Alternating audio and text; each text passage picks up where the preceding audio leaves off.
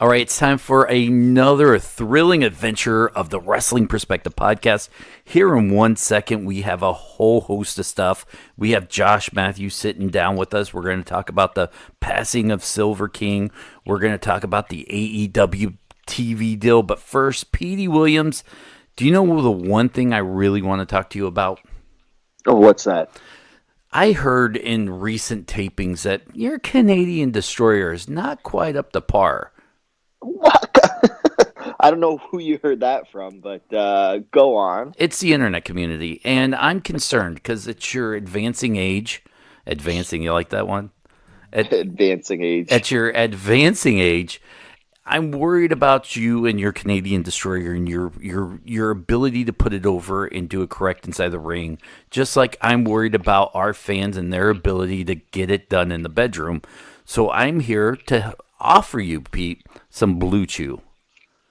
Intriguing, and this will help me in and outside of the ring. And so we're promoting this for inside the ring now? It will. It'll put a little spring in your step.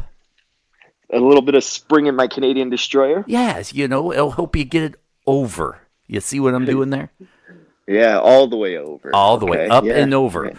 So what we're going to do for our fans, and Pete, you've got your Blue Chew, so you can sit back and relax and take this on cruise control. Petey Williams himself is going to give you, he won't deliver it, but he's going to give you a free order of Blue Chew. All you have to do is pay $5 shipping and handling because he's cheap, Pete. I'm not that cheap. I mean, okay, this is what we can do. Just the promo code Perspective, and then we're good. It's free, absolutely free. I don't deal with the mail and all that kind of stuff. That's a federal type thing. So $5 shipping and handling, and you're good to go. Blue Chew has the same active ingredients as Cialis and Viagra, so it works. It's made in America, so it's cheaper. Sorry, Pete. We know how you Canadians have turned your economy around and are surpassing us Americans now. I wouldn't say that, but thank you for the compliment. You're welcome. No awkward doctor visits because you can do it on a secure website, bluechew.com. You have a doctor will look over your prescription. They'll send it out to you. If you use a promo code Perspective, you get your free order, $5 shipping and handling. So no awkward doctor visits. The only thing awkward about Blue Chew is this ad today. Yeah, I mean, I would say so. I mean, I only think there's one thing left to do. Hit your music. Oh, you knew it. See?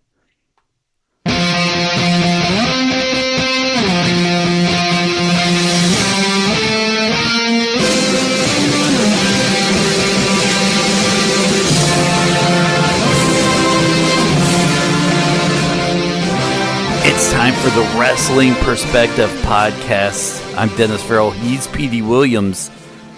How's she going, eh? Pete, you stand every time you hear your national anthem as you hear it right now on the podcast. Are you still standing?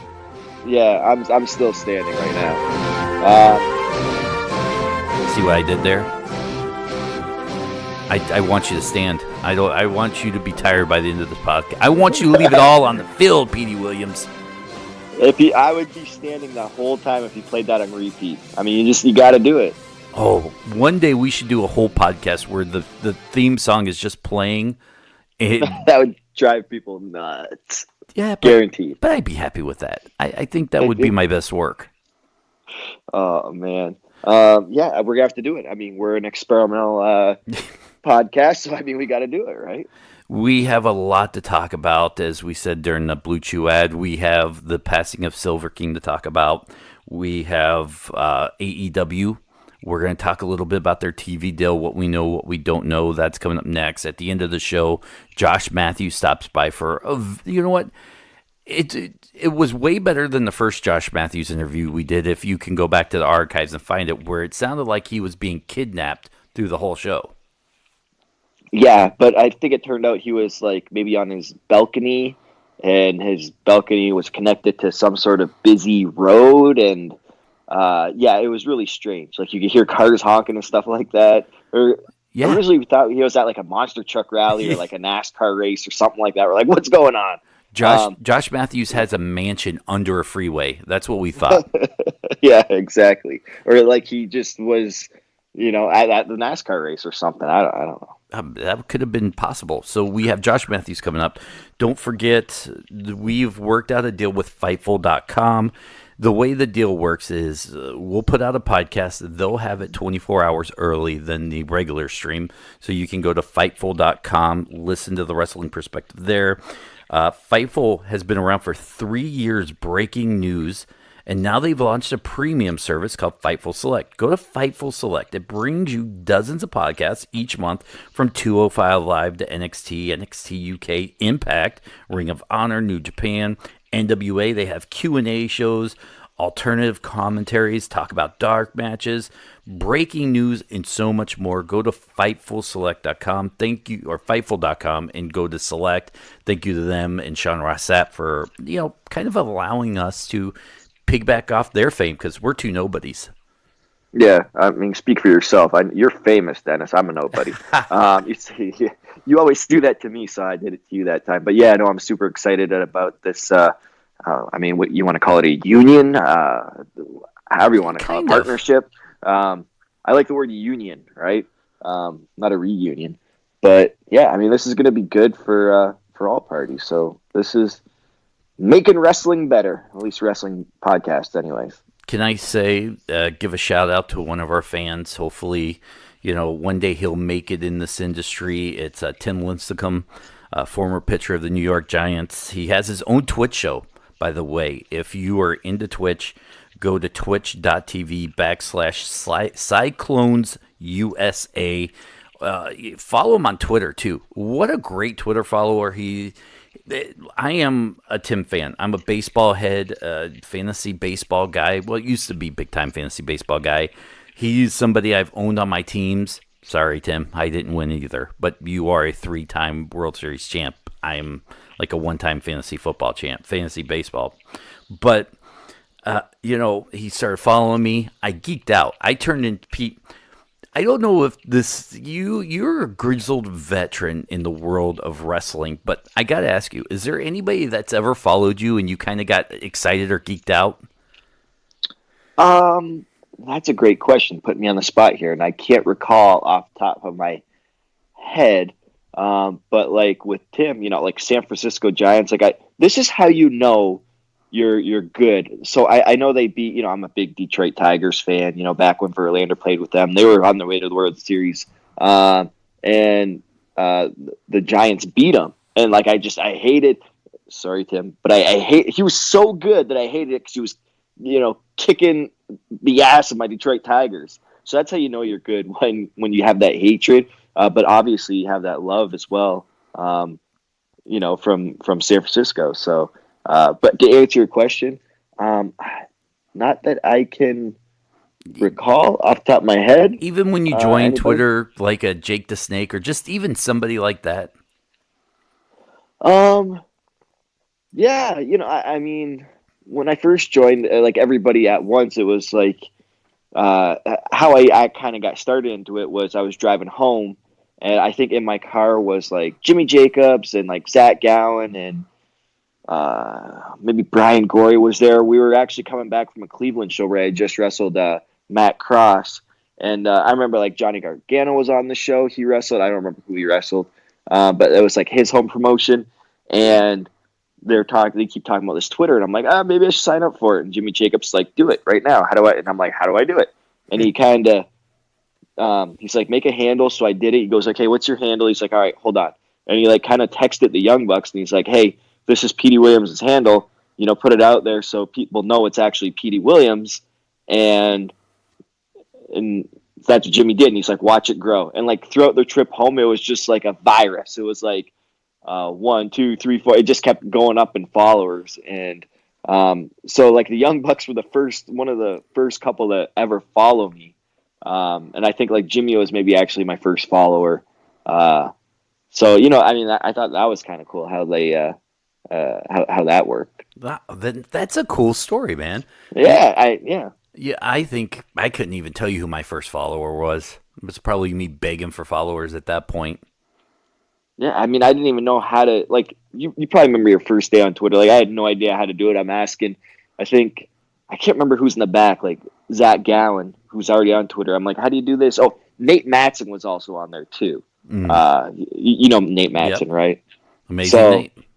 yeah, and so they all had Twitter, and okay, I'll sign up and see how this goes. And it was like August of, like, I don't know, 2012 or something like that, 2012 or 13. But yeah, I mean, it just, and it grew ever since. And they're like, and I remember them saying, like, watch, it's going to grow like a virus. Watch. And I'm like, all right. Wow. All right, let's move into some topics. One of the more serious ones I want to talk about is the unfortunate passing of Silver King at the age of 51. The only reason why I bring this up, you don't really have a background with him. I don't know. I don't think your paths have crossed. I kind of looked at your Wikipedia and his, and I don't think unless there was a random indie show in Cleveland that you both were on, but you didn't cross paths, did you? No, he never was with Impact. I know he was obviously watched them all the time in WCW during that the Cruiserweight era. And then while I was in Impact, he was doing stuff with I believe All Japan and AAA, that kind of thing. So if we did cross paths, it might have been once, but nothing memorable where it's like, yeah, we had a great match and all that kind of stuff. So yeah, very unfortunate. So here's what I want to talk about. There were several media outlets that actually posted the video of him passing away inside the ring. And by the way, Fightful.com was not one of them. I thought any site to post that was tasteless. I don't know where you fall on this because a lot of sites hid behind, this was wrestling news. And being that, we will post this in the name of news. Where do you fall? Because when Owen Hart passed away, there wasn't a lot of social media. It was pretty easy for the WWE to edit and kind of hide that video back in the day, unless you were tape trading, and that was kind of big in certain communities. I was a WCW guy, so I didn't watch that pay-per-view. And by the way, back then pay-per-views were $60, $70. So it was a commitment to get one of those. I miss that, and unfortunately, in following years with YouTube, I ended up seeing it, and I wish I didn't. I did not seek out the Silver King thing, and nor will I. But as a wrestler, when you see a site post something like this, what do you think? So I always put myself in the wrestler's shoes. Like, if that was me that passed away in the ring, what would my family, like my loved ones, think if that's being thrown around on social media and stuff like that? And I know they wouldn't be happy about it, and I don't think anybody's families would actually be happy of that. I mean, that's like the biggest tragedy that a family could go through is a death of a loved one. That's like that's it. I don't think there's anything bigger. So just out of respect for the family of Silver King and his loved ones, like it shouldn't be passed around. That's where I stand. I may be unique where I'm not a big fan of hardcore wrestling. Not that I'm against it. I just don't have the stomach for it. The tax, I cannot watch someone falling on tax. I still, just something gut wrenching when I see Mick Foley go through a Hell in a Cell. Sid Vicious breaking his legs. Those videos, look, no, I'm not knocking the people who like that kind of stuff, especially hardcore wrestling. That's a taste, and then that's a cool thing, and that's your thing. Great. The gory, bloody stuff, I have a weak stomach for that. And it's not for everybody, and everybody might think like, oh, it's fake, right? Let's just say that. No, because when you're watching a movie and there's like a lot of like blood and gore in a movie, that's fake. That's like, your corn syrup that has like red food coloring in it, or however they make blood in movies and stuff like that. This is really real, and I've seen people after hardcore matches come backstage and just recently at the last set of tapings, well, 2 sets ago, when we were in Toronto, like they had a match, the Lucha Brothers versus LAX for the titles, and there was thumbtacks and stuff, and just those guys picking them out of their backs, like that's real, like that hurts. So I give a lot of respect to those guys that actually do it. Not my cup of tea, but I give them a lot of respect. Have you ever been in a hardcore match or approached to do one? I mean, I've done ladder matches, many ladder matches. I've done, ladder matches with tables and all that kind of stuff, and like, but chairs were involved, but nothing like thumbtacks or barbed wire or anything like that. I haven't. I've never been in a feud where it's gotten to that far where, we can't settle this, by a wrestling match. We have to take it to a barbed wire, like ring ropes or anything like that. Nope, never done it. And at this point in your career, you'd say no? I mean, I wouldn't want to at all. I mean, I've been doing this for almost 20 years, and I haven't been asked to do it yet. So, I mean, I don't know why I would start doing it now. Let's move on. We don't talk about WWE on the show because you don't really watch much of it now that you're full-time in Impact. You're writing, producing, booking, on blah, blah, blah, blah. I want to talk because there is a growing, I guess, movement in wrestling that Vince McMahon has to go. You see reports in the dirt sheets about how, maybe even Triple H is frustrated with him, but it's his company, his way. I wanted to ask you this from a fan, because we both grew up a Vincent Kennedy McMahon guy. Greatest heel ever. All the great moments in WWE revolved around him at some point. Everybody who wants him out now do the booking. And look, WWE, I get it. It's not great right now. We all will come back to it. We all still love it. But did I call him Kennedy? Anyways, if Mr. McMahon were to go, just poof, gone, you never see him again, will we miss him? Because when I see him on WWE TV now, I know that we have a limited amount of time as fans with him. Whether it's age or moving on, we have a limited amount of time. He's 70 some odd years old.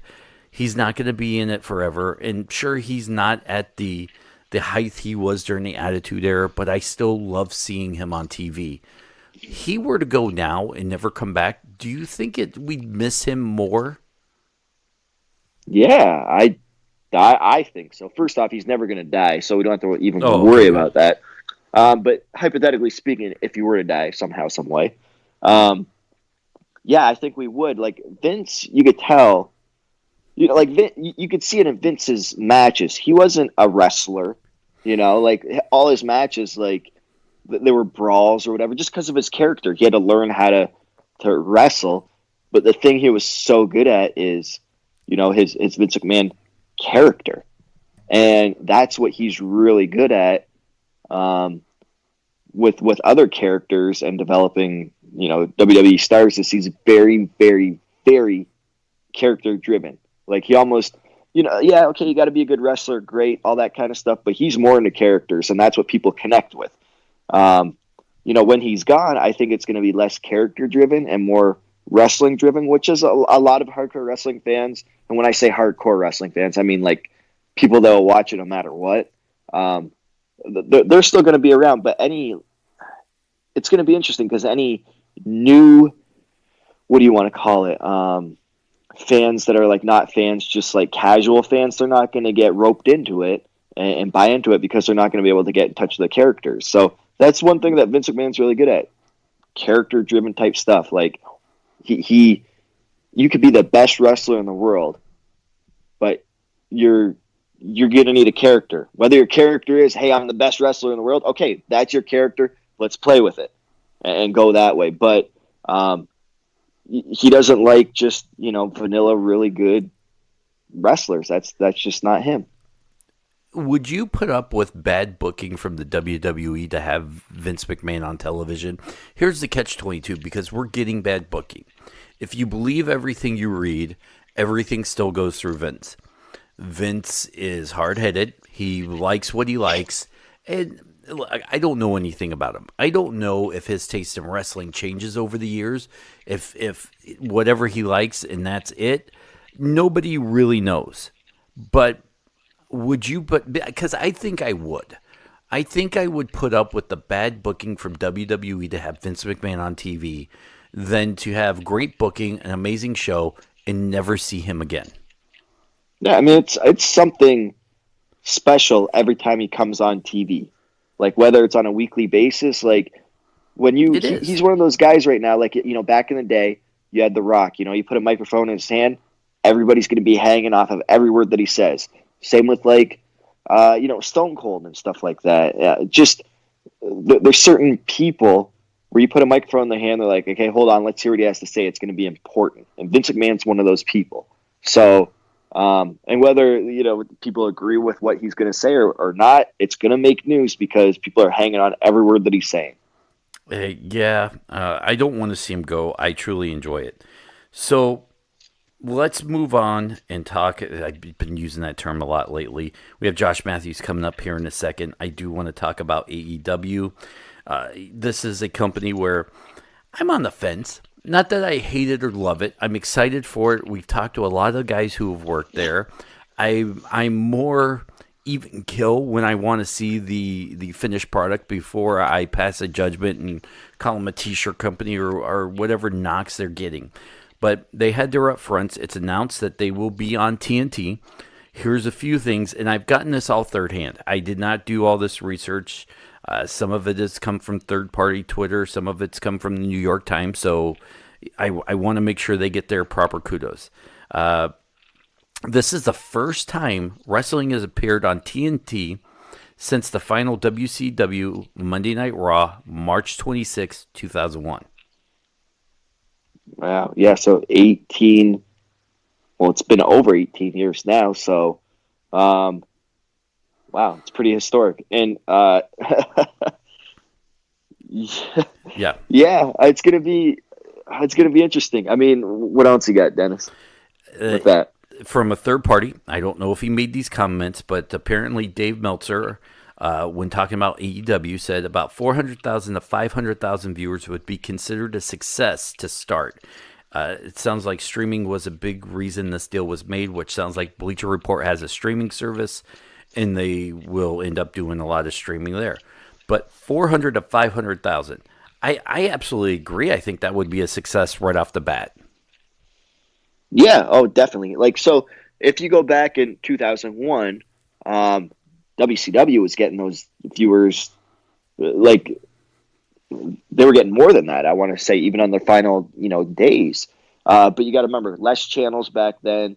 Less of a share that you had to deal with and all that kind of stuff. Now there's so much. There's streaming. There's networks. Networks and all that kind of stuff. And even network television, even their hit shows. Like I'm talking about, basic TV networks like ABC, Fox, NBC, CBS. Those people, they've seen decline in ratings too. It's just because there's so much more to. There's so much more out there. So, yeah, 400 to 500,000, viewers, that's a huge thing. If you go back 17 years ago, they'd be like, oh, this show's not a success. But nowadays, yeah, absolutely. Even if you look at Raw, they're only getting a couple million or something like that. And then back in the day, there was 5 to 7 million tuning in every single week. So, and people still feel WWE's a success. AEW does have a trademark out for Tuesday Night Dynamite. We know that they will air on Tuesday now that SmackDown will be moving to Friday on Fox. I think that's smart because I am a creature of habit. I don't watch NXT because I have to go off the beaten path to find it, even if the beaten path is just hitting a button on my remote control to get to my WWE network. I don't watch much MLW. I don't go to YouTube and search out wrestling videos. If I'm on Facebook and scrolling and there's a wrestling video, I may watch it. I don't do any of that stuff. So that's why it's hard for me to watch Impact because I have to go out of my routine to catch Impact. for AEW on Tuesday nights, I'm conditioned that Monday and Tuesdays are kind of my wrestling night, so it falls in line there. Unfortunately for me, and this is, look, I'm a WWE guy. I will always love the WWE. I'll support it. I'll watch it. I'm not going to knock them. Moving to Fridays is horrible. I'm not going to watch it on Friday. Maybe I'll watch it sometime during the weekend on demand at best. But if I don't watch it on Friday and Monday night happens, I'm not going back to watch it again. It has just passed me by. Maybe I'll read somewhere the results, or I'll wait until, Raw when they tell me what happened on SmackDown. I think that's going to be the big casualty. Friday night was, in my opinion, the worst move they could make for a wrestling show. And I'm sorry for Impact. I'm not a big fan of Impact being on Friday nights either. Well, a couple of things with that. So everybody's conditioned. Monday is their flagship show, Monday Night Raw. It's been around forever. And people are, like you said, conditioned. Monday is wrestling day. That's what it's been. Monday Night Wars, back in the day, all that kind of stuff. Monday's wrestling night. SmackDown's flopped from Thursday to maybe Friday to Tuesday to Friday, back to Tuesday. They've been all over the place, right? Live and taped and this and that. Yeah. So people aren't conditioned to say, hey, Tuesday's a SmackDown night. Tuesday, there's a lot, and Monday too. Monday through Thursday, there's a lot of other good programming out there from the networks. There's a lot of good stuff because people are home. They get home from work before they go to work the next day. They tune into prime time and they watch stuff. Friday nights, there's not a lot of good programming on. There's some, but people recognize Friday nights. People go out, have dinner. They're going into the weekend. They're not going to be sitting home watching TV, getting ready for work the next day. So Friday is kind of an okay move for SmackDown. I feel kind of in the sense that they're not going to have a lot of competition for other types of shows that people are going to want to watch. However, again, people are out on Friday nights. They're not going to want to, stay at home and watch TV and all that kind of stuff. So that's why it's good and bad that they're going to be on Fridays. All right. Here, let me pull this back up. By the way, I let my phone turn off. While I pull that up, I do want to talk about us real quick. Ringside Wrestling app. That's one of the new places where you'll be able to find old shows, new shows. We'll be doing some live videos off and on there. There's chat rooms, so we will be popping in and out randomly. Make sure you look for us. It's a really cool app. It's free. Not just our show, but they have independent wrestling matches and pay-per-views. I know, I think it's a Wrestle Revolver Wrestle Revolver, I think, is on there. That's Sammy's promotion. Yeah. They have Josh Mathews with trivia. Madison Rain has a show on there. The Kid Ref has a trivia show on there. A ton of other stuff. I think Santino does something there too. Go there, download it, support them. They are an amazing group of guys building something for the wrestling community, and it's free. They're not asking for money from you. And if they're going to support and try to build a place for fans, I think we as fans need to go there and support them. Josh Mathews will talk about them here in a little bit too, because he's involved with them. But back to my AEW stuff. And by the way, Tuesday Night Dynamite, do you like it or not? I'm not a fan of the name. It sounds too much like something that WCW would use, in the year 2000. I don't like the rhyming names. I guess I could say Tuesday Night Dynamite. I think that's kind of cheesy. But, okay. Whatever, man. Everything starts off cheesy. Probably was when Raw came on, why are we calling it Raw? That's cheesy. Or Impact. Why are we calling it Impact? That's cheesy. SmackDown. That's cheesy. Okay. But personally, I'm not a fan of the actual name. But, it's just a name. Who cares what the name is? It's what the product is going to deliver. Here's some more stuff. This is unconfirmed, by the way. A lot of rumors coming around this statement that I'm about to make. It looks like AEW and Warner Media Group is in a revenue split and a production deal, cost deal, attempting to confirm multiple reports, which, let's say that happens, and you are kind of more smart into this than I am. Revenue split, self-explanatory.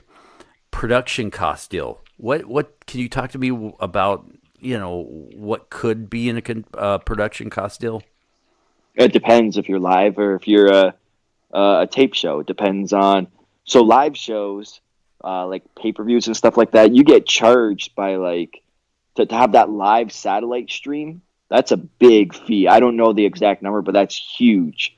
And then, so when you're doing that every week, just that production alone, that's a huge fee.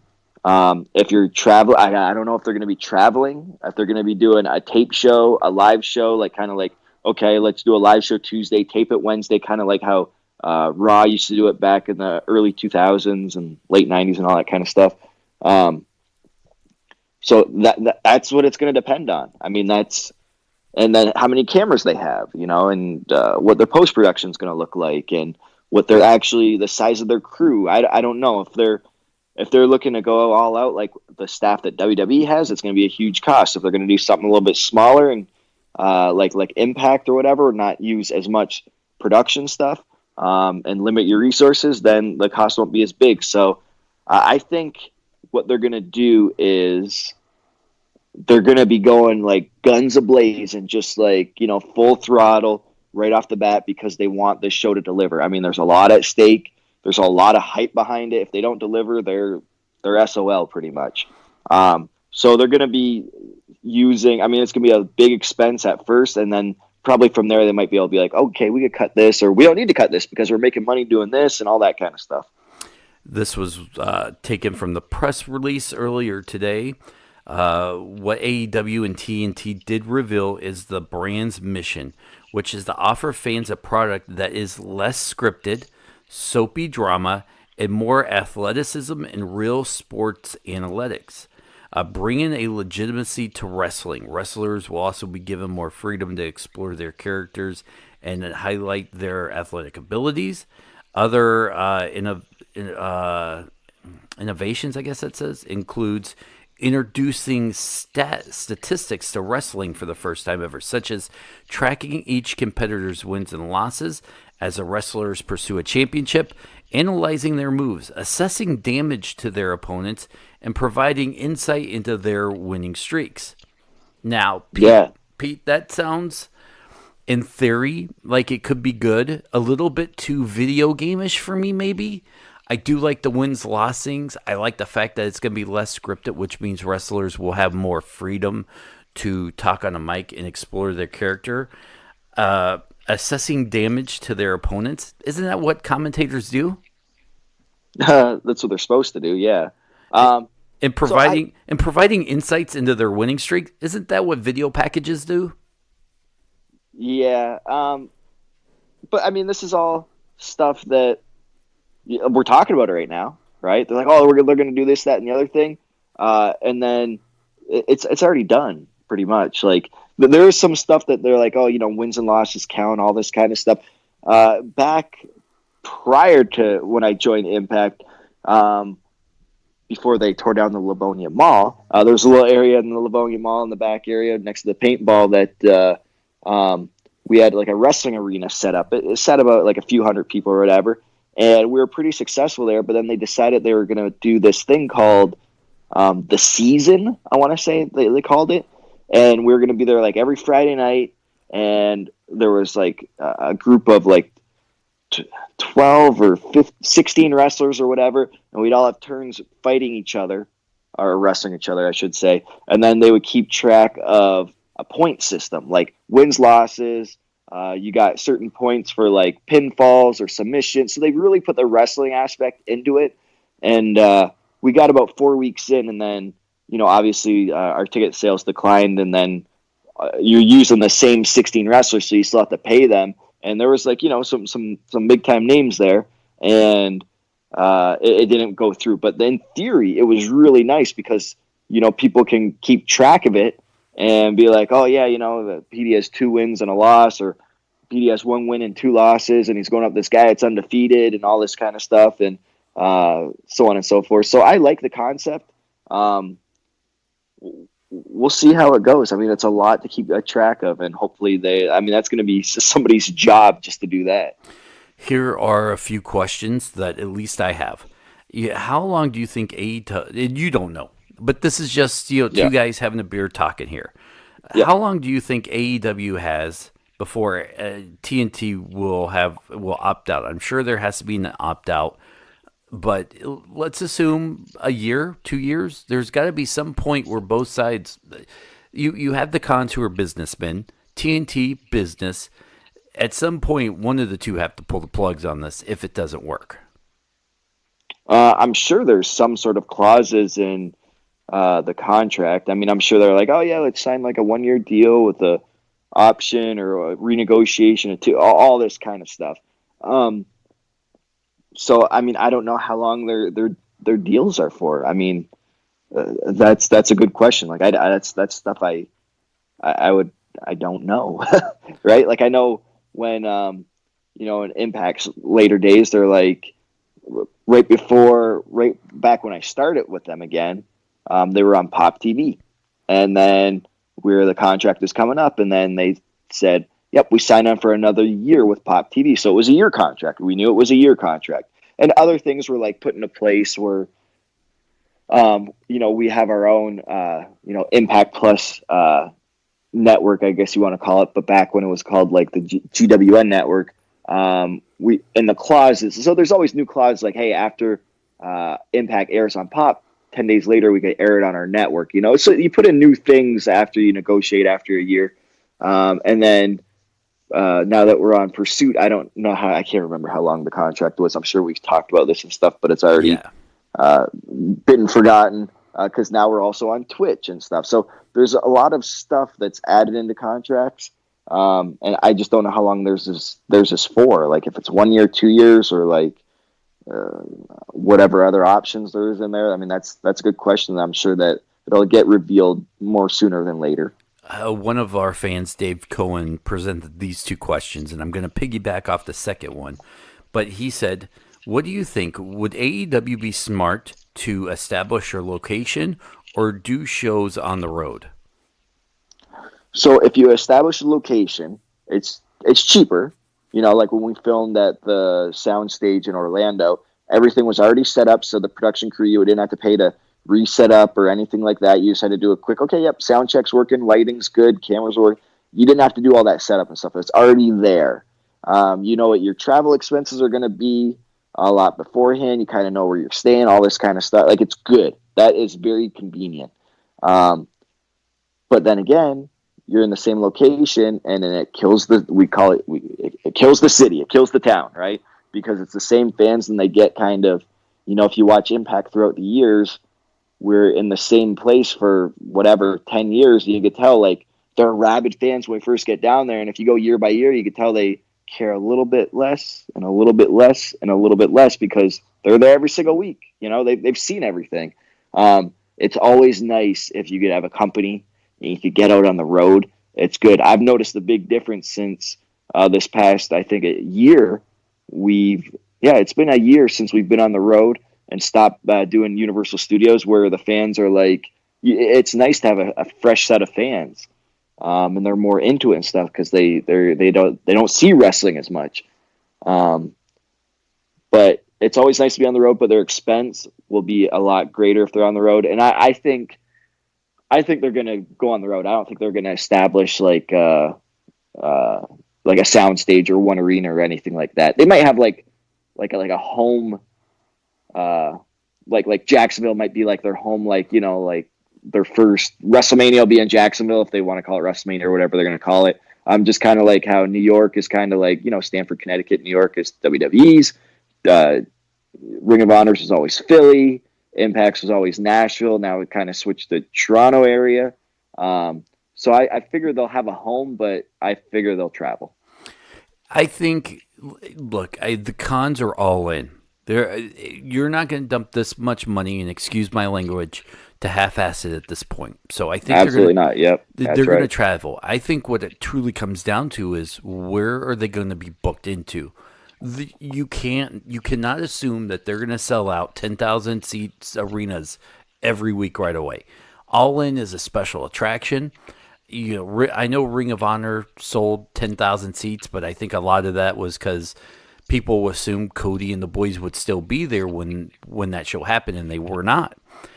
I think you book small and then grow up. I worry that they may kind of start going in a slightly bigger venues that might make it look a little bit empty, but they're smarter guys than we are, so they may go smaller to create a demand for tickets wherever they go. Yeah, they could go smaller, they could go bigger. Like I know that an example would be Impact. We used to do house shows, and we knew we weren't going to fill it in like 10,000 seat arenas. House shows. We're not even filming this stuff, right? And we're only going to get like maybe like a couple thousand people, 1,500, which is really good for a house show. But the reason why we ran these big arenas is because during that time, I believe we were in somewhat of a recession. It was like 2008-ish, 2007, 2008. So a lot of these big arenas are like, yeah, the rent is free, but then you have to, and you work something out with them, right? So it ends up working in our favor to run these big arenas financially. They were almost like giving it away, like, yeah, book our arena, and then we could take a portion of the gate and so on and so forth. So there was no upfront cost kind of deal.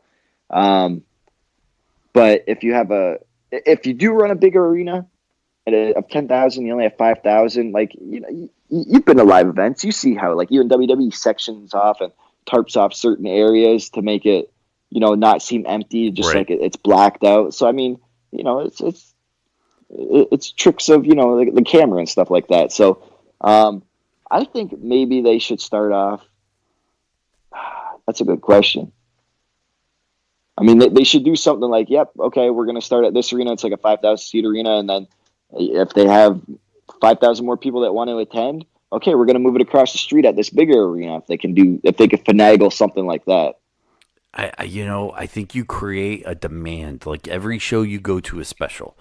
Sure, they could have 5,000 seat arenas, and I'm sure they could almost fill it up for I don't know how long, but at some point they're going to start not being able to. I think if they started running 1,000, 2,000 seat arenas, something a little bit smaller, you create a demand. Maybe next time you go bigger, more people show up because it's a bigger venue. But you should create some sort of demand and to make the people be rabid fans and want to go there or travel to see a show. That's more special. That's the one thing I notice Impact has is traveling fans. Yeah, I mean, but we don't go. I mean, I do see not a lot of the same fans, but our loop isn't that big. Like we got, obviously the Toronto area and Windsor. Those are like 4 hours apart. If we were running to Chicago, that's 4 hours from Detroit, and Windsor as well. Wait, you're running in Philadelphia now. You're going to be in Dallas. That loop is getting bigger, Petey. Oh yeah, I mean, we obviously branch out of our loop and like Las Vegas, Mexico, sure. But in that little loop up there, like if you live in like I don't know, like in a Toledo area, you could almost make that Philly show, that Toronto show. If you want to drive like anywhere from 5 to 8 hours, sure, yeah, absolutely. And they're gonna obviously, I feel like they're gonna run the Jacksonville area because that's kind of where they are. Obviously, I think they'll go to like the Chicago area, Detroit area, anything that's like a big wrestling city. That's what they're going to do. I don't think they're going to go a lot on the West Coast because usually, historically, you don't draw as well on the West Coast, even though that's where like the Bucks are from and like Kazarian and Daniels and all those guys. They're West Coast guys. I think they're gonna, kind of start off on the East Coast and stuff, and just build up there, and then get the demand over on the West Coast and go over on the West Coast. I could be totally wrong, but just thinking at it logically, like where are you gonna sell out? You're gonna sell it on the East Coast. Now, this question also comes from Dave Cohen, but before you answer it, I do have a piggyback question before I forget it. Does this give confidence towards a potential TV deal for Impact, seeing where AEW is going? Now, before you answer, I will say this. I think every single major television network is holding their breaths, seeing how this works out. I think if AEW becomes successful, you might see more wrestling on mainstream television. I think if it's a failure, this will set us back where it could be another 18 years before a network takes a risk on a wrestling network. But what I do know, I don't want to say no, but I do think is no network is going to make a move until they see either a growth or a recession in AEW's numbers one way or the other. Yeah, no, I think that's a very accurate assumption, hypothesis, whatever you want to call it. That's true. I mean, obviously, this is just me thinking out loud, when Tony Khan had this, he's like, okay, I got, these guys are my VPs. Who are some of the heavy hitters I'm going to have? And you're like, okay, we'll get Jericho, and they have these big contracts and stuff. So he's putting a lot into it, but he's also going to be able to get some big stars that he could put on TV. And then when he goes to the network, he's like, yeah, Chris Jericho, you used to have him on your, in WCW, like, his name and all that kind of stuff. So that helps as well. But yeah, you're right. If this is successful, it could mean, oh man, other networks are going to get into the wrestling business because people like this wrestling stuff, right? So we could see a big boom again. If they fail, which I don't want to see them fail. I do not want to see them fail. Okay. That's one thing, because if they do good at this, it's good for the whole wrestling business. All right. But if they fail, yeah, I mean, it's going to suck, because then they're going to be like, yep, wrestling, we don't want wrestling on our TV. Just keep it WWE or whatever they say. Yeah, that's what I'm worried about. Yeah. Outside of that, we do have another question for David. David wants to know, about 6 episodes ago, you guys had mentioned Petey Williams was in a contract negotiation. We have not heard anything since. Any updates? Yeah. No, not really. It's kind of like we're talking about it, logistics. I know that coming up, I guess is this the only advancement? Next week I will be, going with the creative team to the meeting and working out the next set of TV tapings and all that kind of stuff, like right from scratch. So this is my first time doing that. So I'll be joining like the likes of D'Amore and Dreamer and Don Callis and Jimmy Jacobs. So,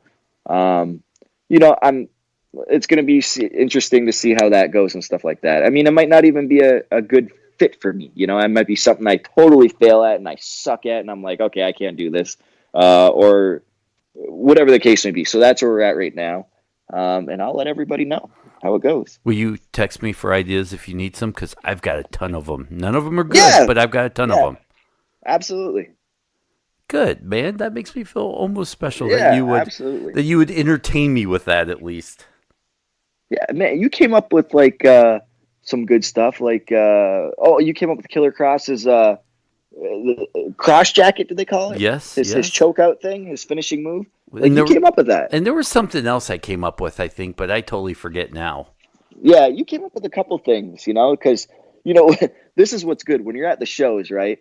You're working on the podcast stuff, but then you got the wrestlers and everybody else. We're filming multiple shows. We're working on so many things. We don't have time to sit and brainstorm.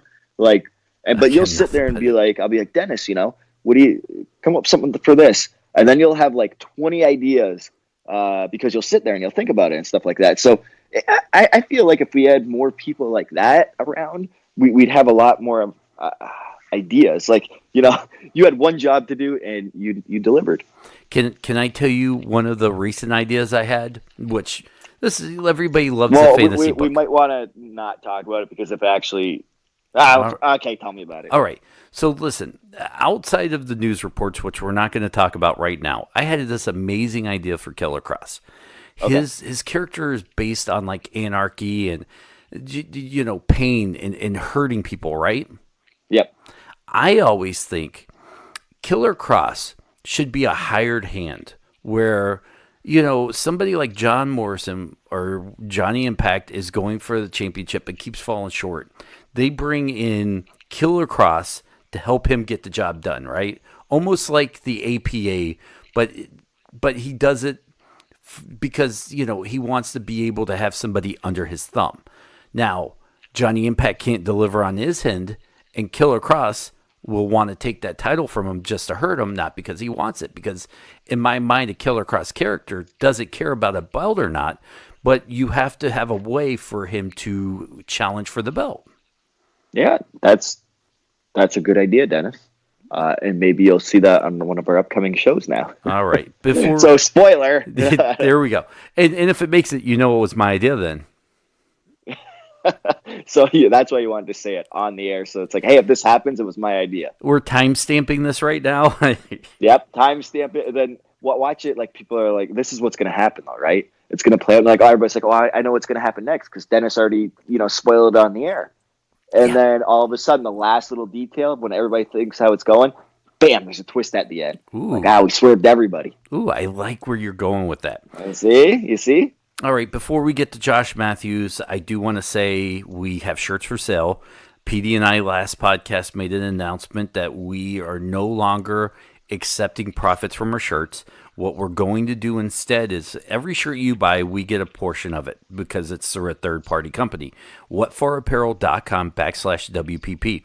When we get our profits, we are going to take every shirt profit, every dime we make off that shirt, and give it to rainbowconnection.org, which is a smaller version of Make-A-Wish here in Michigan. They're doing amazing things, and we wanted every dime that we donate to mean something. No offense to Make-A-Wish, but let's say, Pete, we had $20, and we donated $20 to Make-A-Wish. That gets lost in the millions and millions of dollars of donations they get. But something like the Rainbow Connection, which is a small, voluntary-driven organization, we want to make our $20 go a little bit longer. So we chose Rainbow Connection, who's out there helping kids, making dreams come true that they or may not have the opportunity to do in their last days, their sickly days. So we want to do something to give back because we're lucky. And we're not going to give back from wrestling perspective or Petey Williams and Dennis Farrell. We're going to give back in the names of our fans. So knowing that you're going to get a pretty cool looking shirt and that your money that you spent will go towards a charity, not towards Petey and I going to see Avengers Endgame for the third time together. We wanted to make sure that we do right by our fans and by our community at the same time. Yeah, I mean, it's all. I mean, we're not badmouthing Make-A-Wish at all. No, like, no. $20. If you want to donate $20 to Make-A-Wish, please do it because they actually they need it as well because they have a bigger type of agenda that they have to get to. But we love giving back to our community. And like the Michigan area is our community because that's where Dennis and I both live.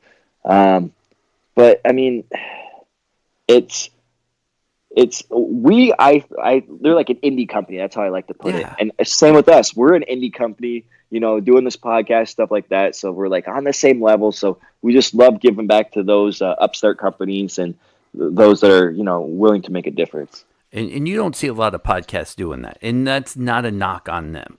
But we are fortunate enough to be in the position where we can do that. And we want you to know that that's what we want to do to get back to you, the fans, is get back to the community in your name. Don't forget Ringside Wrestling app. Go download it. Be a part of it. Look for the Wrestling Perspective page. There's a chat room. You'll never know when Petey and myself will be there. Fightful.com. That's where you'll get the show 24 hours early.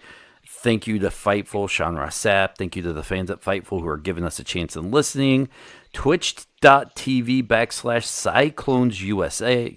That is, if you like Fortnite, if you like not Ring of Honor, Call of Duty, watch Tim Lincecum and his buddies over there do some great job. I watched a couple of their streams.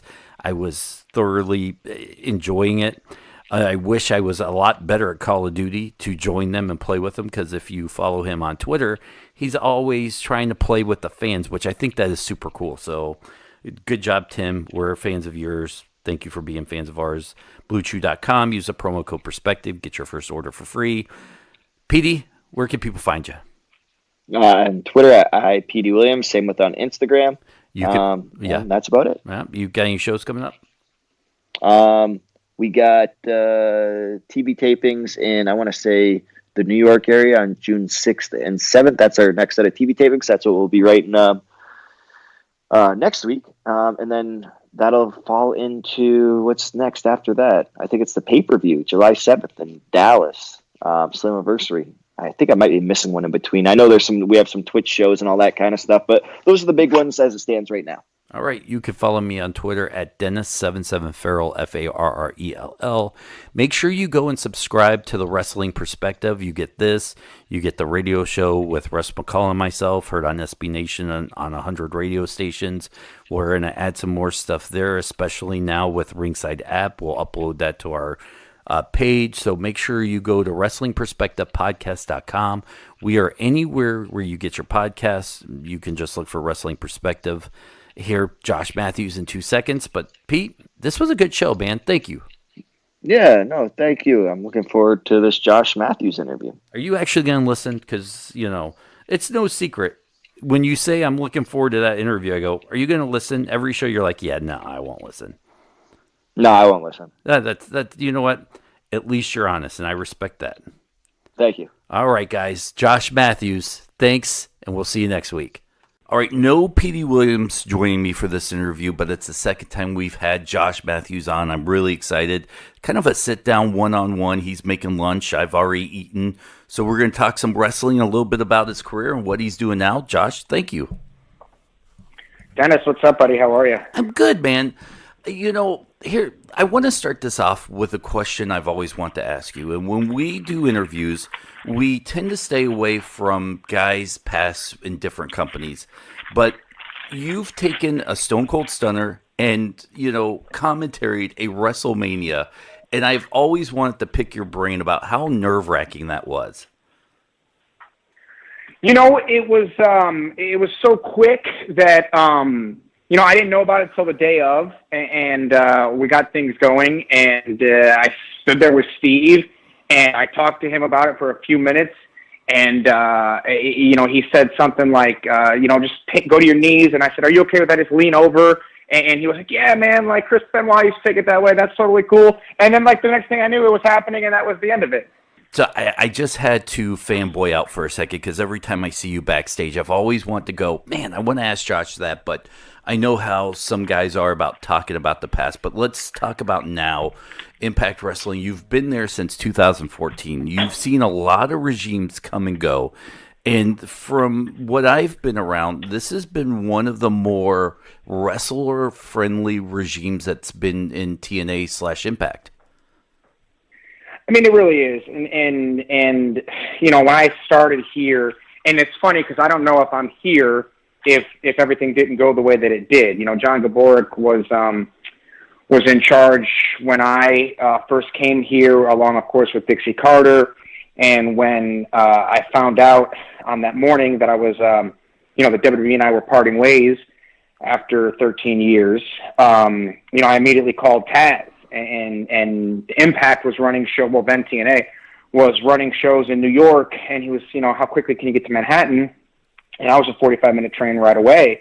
So, I went down and basically, losing one opportunity at WWE, the other one opened up that day. It was literally an offer and a handshake agreement that day with Impact and with TNA. And then, I had to sit out my 90 days, obviously.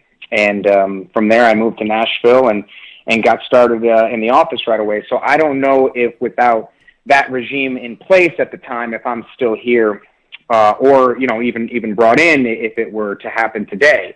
So it's really such a weird path that it's been on. And I obviously didn't know Scott D'Amore or anybody like that when I came to TNA originally. And, they're here, and I think through my hard work and efforts and all of that stuff, I'm still here, which is great. I think right now what you're doing is the best work of your career. Not saying anything else about anywhere else you've done, but I've noticed with you and Don, you guys have this chemistry that I've not seen you have with anybody else, and you've had amazing co-hosts. But watching you with Don, I really have fallen in love with the Josh Mathews on commentary. Is that natural? Did you guys have to work on that kind of chemistry?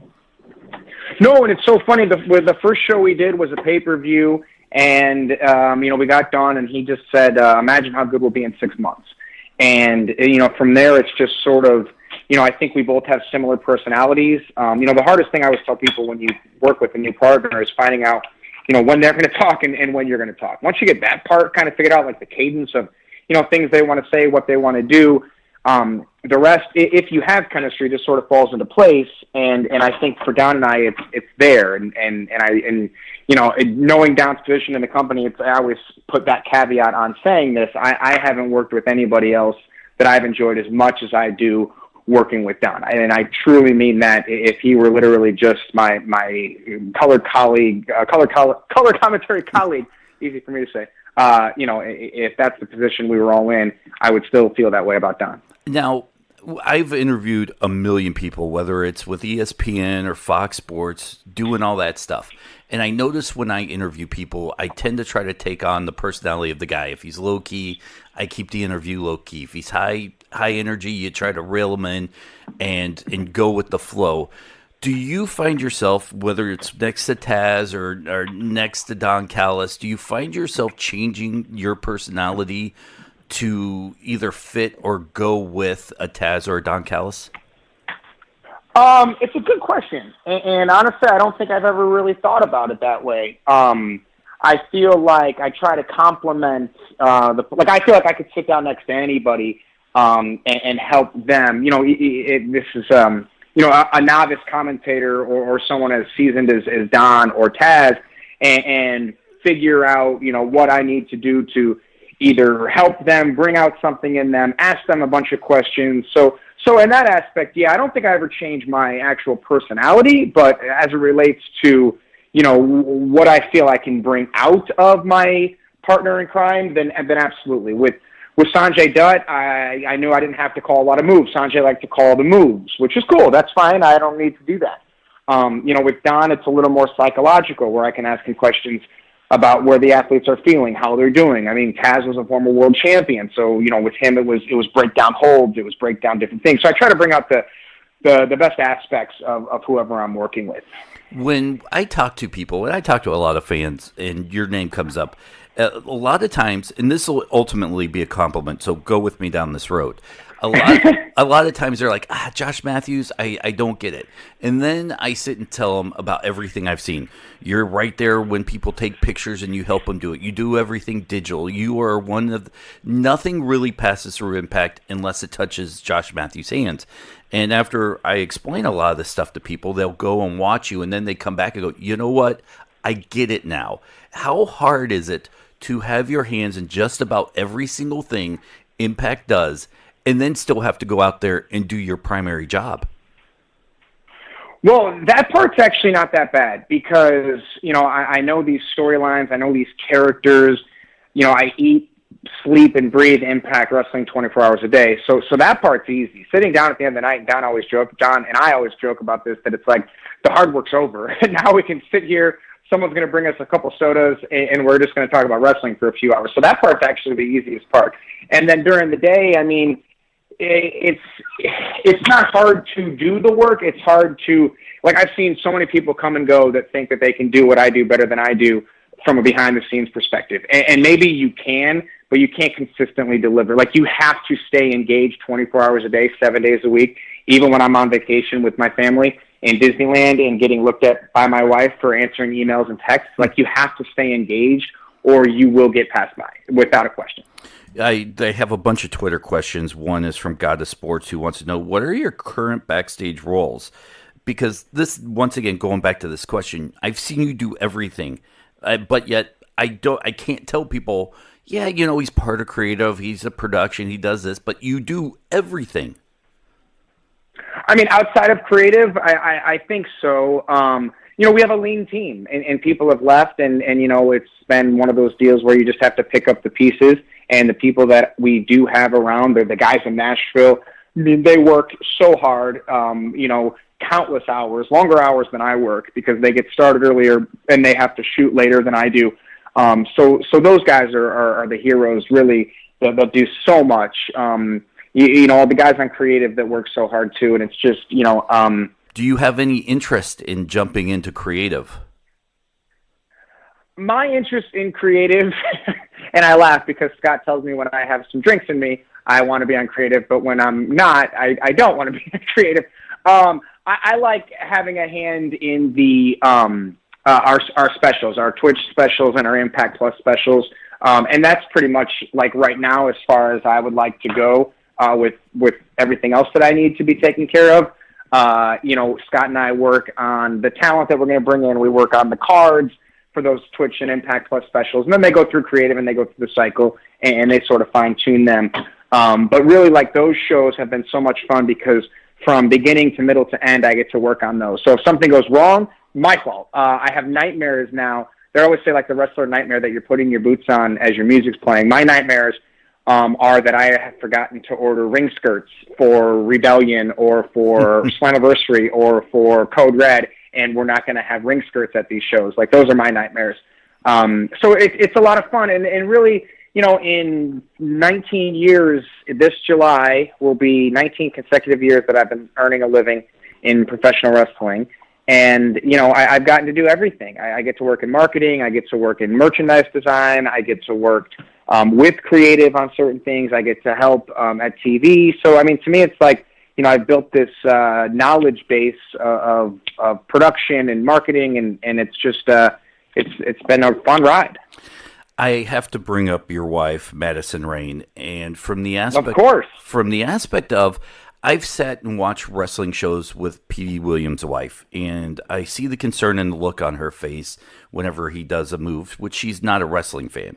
You are a wrestling husband now. When you see her in the ring, do you get that sense of worried? Do you cringe when you see something? You go, "Ooh, that didn't look right. I hope she's okay." How do you separate, husband Josh from commentator Josh when you're watching your wife in the ring? Yeah, it's tough, man. It's really tough because the girls in 2019, they hit harder, they run faster, they want to do amazing moves. They're capable of doing amazing moves. And, she is a veteran and she's been doing this for a while. And she, obviously it's one of those deals where keep up or move aside. And, I think she has proven that she can keep up with the Tessa Blanchards of today. And when recently on Impact, Tessa joined us for commentary for a Madison versus Taya Valkyrie match, and literally multiple times during the match, Tessa was squeezing my arm, like when Taya was hitting her, and like feeling the pain through me. It's really hard. So when I do see, okay, she's got the 5th match on the show. Once that match is over, I'll send a text. Is everything okay? That looked like it hurt. I get the yeah, it was all good. Everything's fine. Then the sigh of relief comes in, and the proud moments can sort of take over from there. What is her schedule like? Because she's a mother, a wife. You both are on the road a lot, working for the same companies. I see her posting a lot of dates. How do you guys work that out into your schedules? Yeah, and we have 2 dogs, and she goes to college. Wow. It's a balancing act for sure, man. Like, it really is. The good thing is now we're home for a month, right? Like, we just got done with 4 days of TV, maybe 5. We went from Toronto to Philly to New York, and now we're home until June 5th, I believe. So it's we've got basically all of May at home. So our schedules, it's certainly a balancing act, and we wake up and I start working pretty early in the morning. We'll eat breakfast together, take the dogs out. I'll go to the office for a little bit, my office upstairs at home, and work. And then, we go to the gym together, and then it's come home and work for the rest of the day. And then we sort of, regroup, when the day's over and the kid's home from school, and, you got to put different hats on. So, it's fun, it's challenging, but at the end of the night, when there's a ball game on or something, I am very much looking forward to a glass of wine and relaxing. And it's funny too because Scott D'Amore, we talk pretty much every day, either via text or email or by phone, and he knows when, like, I'm not going to answer or when I won't respond. And it's usually like right around dinner time and for a couple hours after, and then I'll dial back into work for a little bit until about 10 or 11, and then I'll shut it down. All right, for my one morning campy radio question routine, You're trained in wrestling. You talked about it last time you were on with Petey and myself. Your wife's a wrestler. How much dialogue have you guys had about doing a mixed tag team match together? None.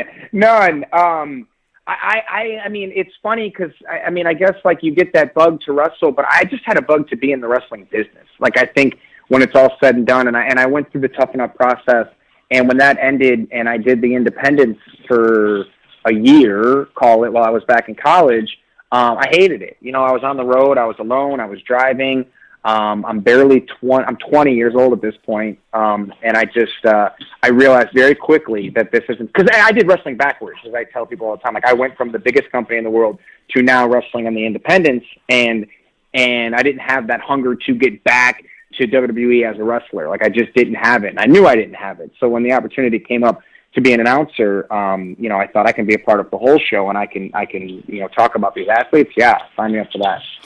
So I know you have a time restriction here, but I gotta say thank you because no, I'm good, man. I'm good. Let's talk for as long as you want. Because last week I'd like to go through people's tweets and see what they're tweeting about, and I saw you start tweeting about this app, and I don't know how much you can talk about this, but you tweeted about doing trivia at this app called was it Ringside App?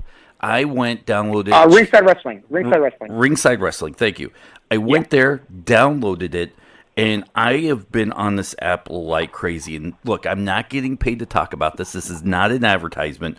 But when I find something I truly like or enjoy, I want to tell people about it. And I've got a regular account. There's 3 different sections right there now. There's old school wrestling fans. There's indie wrestling fans. There's the In the Ring tab. And I think that's where you are doing your trivia. But talk to me about this app because there's chat rooms and live videos and independent matches. And I think this app is going to start gaining steam. And I hope it does. It's funny how this all started. The company, the parent company, is called Kiswe Mobile, and it's KISWE. And if you look up Kiswe Mobile, they're heavily involved in apps, applications. They work with the NBA, and fan engagement really is a big part of what they do. And they approached Impact, and just like I do with anybody that approaches us about doing stuff, you know, I took a first phone call and, you know, sort of talked to the guys behind the scenes, and I really liked what they were saying and what they were doing, but I couldn't give them really what they wanted because it was content driven, and our content obviously you know, goes all over the world, and these matches are a part of shows and things like that. So long story short, I couldn't give them the content they were looking for, but I wanted to help them because I liked them so much. So I put them in touch with a couple of the different independents, Wrestle Pro, and a few others, and I think there's some things happening behind the scenes that they're working with a couple others that I suggested, and then the idea was then they said, what about trivia? And I said, well, we could definitely do trivia. And it actually started with Johnny Impact. He was the first host. And Johnny's schedule is one that he's busy a lot. And I said, look, if you're not available, I'll just do the trivia for you those weeks. And it ended up, I just took over the trivia completely from Johnny due to his schedule. And I have a lot of fun with it. It's every Thursday night at 7:30, and it's all free. You just have to download the Ringside Wrestling app in your app store, and you can play along. And there's, you know, points that you can win every week.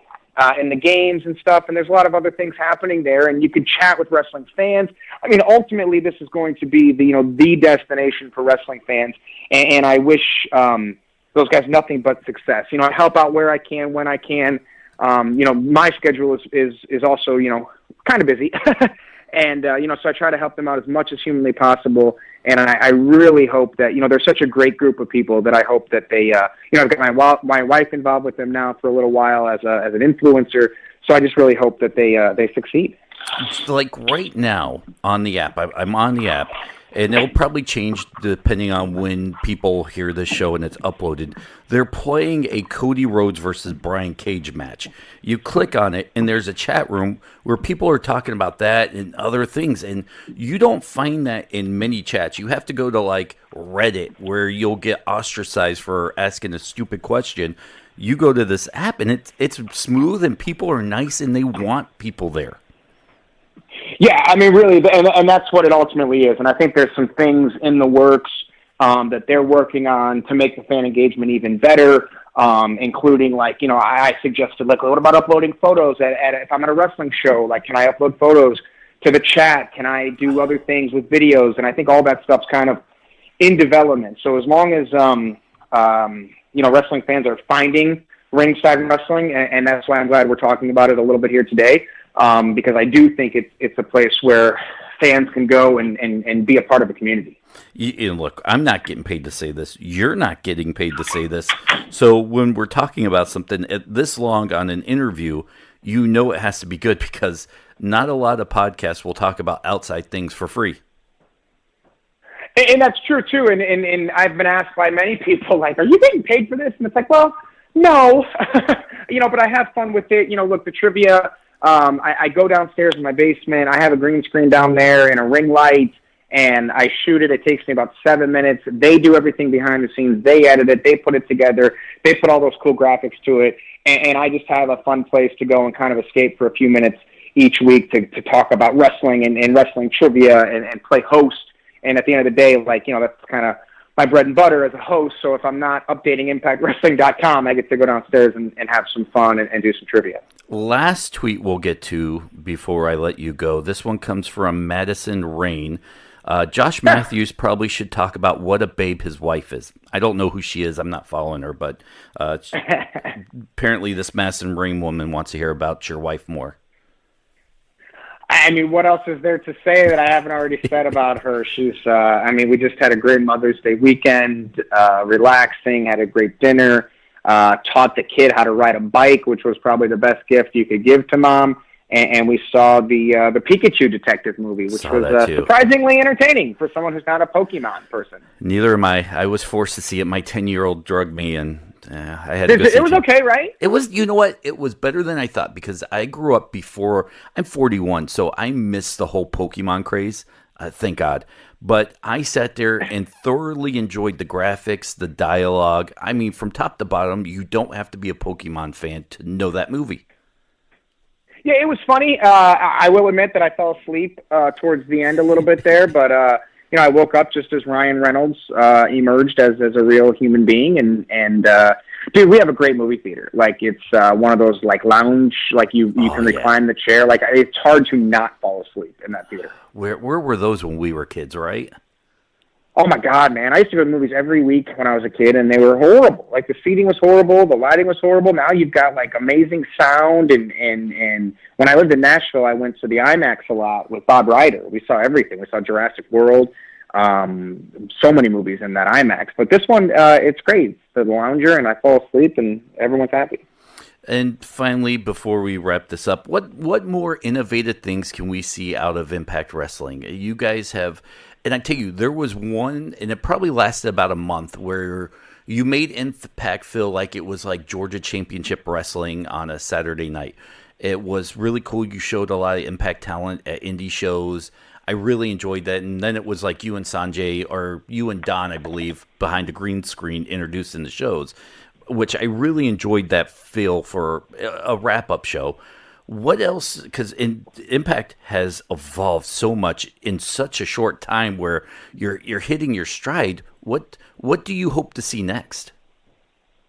I just hope for a bigger platform, for more people to see what we're doing. I think that the shows, the creative, the athletes, the talent, the direction, the people on the roster, I think it's all home runs. So now it's just, can it be seen by more people? And I think that, you know, through Twitch and through Impact Plus, you're getting these things. I thought that Code Red, you know, selfishly, because I had a big hand in that show, but I thought Code Red was a great start to Impact Plus, which is, you know, obviously we're talking about apps. You can download and subscribe to Impact Plus today. I think that's totally worth the price tag that's associated with that every month. And you get a monthly special. You get an exclusive show. Next month is a night you can't miss, featuring the Great Muta. Then in July, it's a bash at the brewery in San Antonio. So I think that there's all these things that are happening. I mean, for me, like, if it's $7.99 a month, and I believe that's what the price point is, for me, like, an exclusive show every month, that alone is worth, you know, $8 a month. And then you get everything else that comes with Impact Plus. So, you know, I think that, you know, with Impact, it's just continuing to be consistent. And I think that's the one thing that as someone who didn't watch Impact Wrestling before they came here, TNA, due to my WWE, commitments and schedule there, I think that the one thing I always heard was it's just not consistent. And I think over the past 2 years that it's certainly consistency has been key. Here's the biggest advertising point for the Impact Plus is for $7.99, $2 cheaper than WWE, you get to see all the WWE stars on your app. And it's the same material WWE has reached out to Impact for to show on Raw, SmackDown, and pay-per-views. Why wouldn't you? That's a great point. I mean, AJ Styles, Samoa Joe, even AEW guys, Christopher Daniels, you can see all of these guys, before. And I think that's a big thing for wrestling fans, see the guys before they got to WWE, before they got, and I don't want to say got to like that, like that's the finish line, that's the goal, but before they transitioned to WWE and before they transitioned to AEW, before they transitioned to, other companies, Austin Aries just signed, I believe, with MLW, is that right? Mm-hmm. But you can see, when Austin Aries became world champion, you can see all of these things, and start over as a fan. Josh, where can people find you? At Real Josh Mathews with 1 T on Twitter, and then just my name, Josh Mathews on Instagram. And people can interact with you, as you said, every week at Ringside Wrestling app. That's, once again, phenomenal. Go interact with these guys. Not just you, but there are a whole host of guys funneling in here now to start their own content. You'll never know what wrestlers you'll see in the chat rooms. Go be a part of this, because I did, and I'm a fan, and I love it. I mean, that's the thing too, right? I'm there every Thursday, 7:30 during my trivia game night. I'm in the chat room, and also wrestlers like talking to wrestling fans. As crazy as that may sound, so you may never know who's in there chatting along or just watching the chat and enjoying the trivia. So definitely a destination for sure. Josh, thank you so much for taking time out of your day to talk. Yeah, man. Thanks, Dennis.